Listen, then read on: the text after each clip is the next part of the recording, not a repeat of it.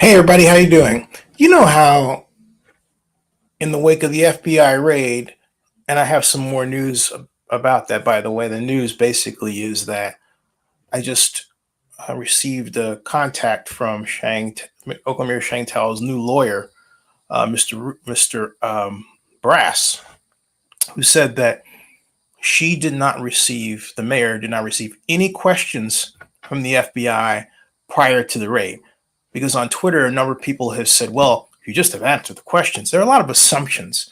And there's an old saying that comes from the pre-internet era. It goes like this: to assume makes an ass of you and me. So just don't assume, right? Just stop the assumptions, folks. Just let it play out. Or, you know, dig.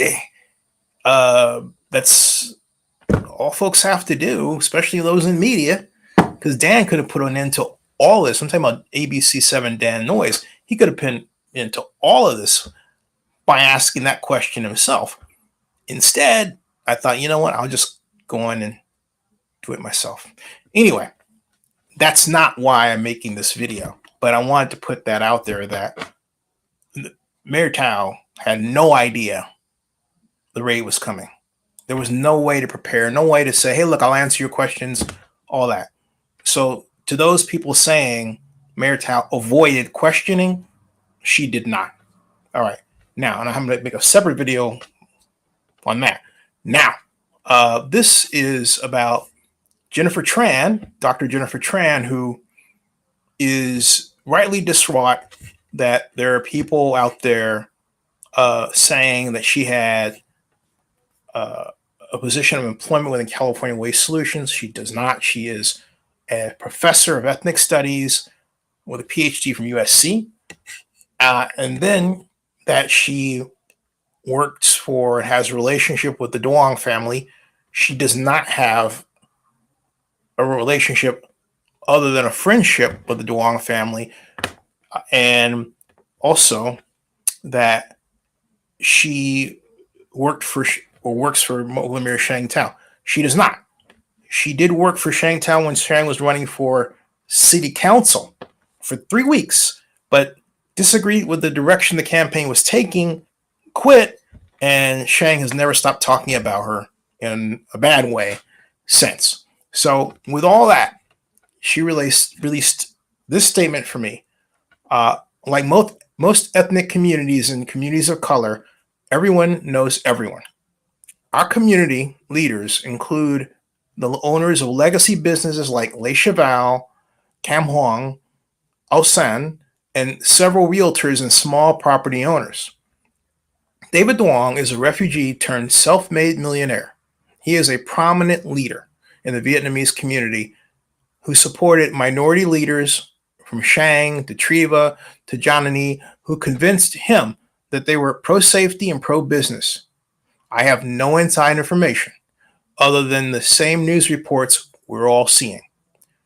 They seem to insinuate that the FBI is investigating the finances related to a specific Vietnam trip. Duong's business trip, VABA, very different from my organization, the Oakland Vietnamese Chamber of Commerce, led by an entourage of Oakland leaders, including Shang, to Vietnam last summer. Our chamber was not invited to participate in that trip, largely because of my private opposition to Sheng Thao on numerous fronts. I repeat, Jennifer Tran writes, largely because of my private opposition to Sheng Thao on numerous fronts. I don't know anything else about that trip because I was in DC at the time working with my campaign. I'm sure what we're seeing is only the tip of the iceberg. Like many big stories, there'll be much speculation and rumors until we have the full picture. And then she concludes with this: I received individual contributions from David and his wife because I'm a pragmatic candidate. And that is from Jennifer Tran, who, again, is very upset that the media keeps putting her out there. And, bravo for her to, first of all, she called me, all right, out of the blue. And she texted first. We texted a bunch of times, and finally I called her. Talked a lot about this matter and other things. I never met her before.